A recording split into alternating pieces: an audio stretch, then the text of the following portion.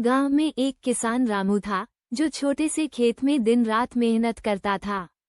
उसका एक सपना था अपने परिवार के लिए खुशहाल जीवन बनाना।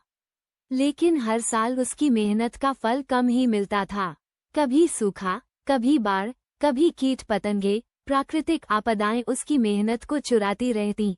एक दिन रामू अपने खेत में काम कर रहा था, तभी आसमान में काले बादल घेरने लगे। तेज हवा के साथ बारिश की बूंदें गिरने लगीं। रामू को लगा जैसे उसका सपना टूटने जा रहा था।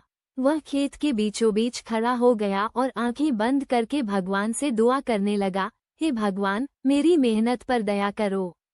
मेरे बच्चों को अच्छा जीवन देने का अवसर दो।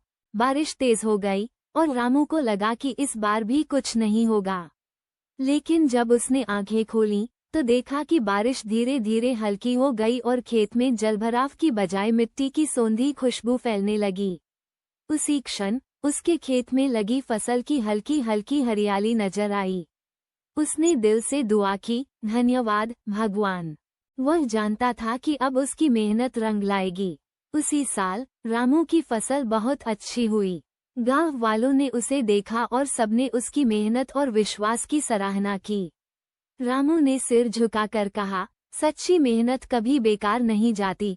उसके चेहरे पर संतोष और खुशी की मुस्कान थी। वह जानता था कि विश्वास और धैर्य से बड़ी कोई ताकत नहीं होती।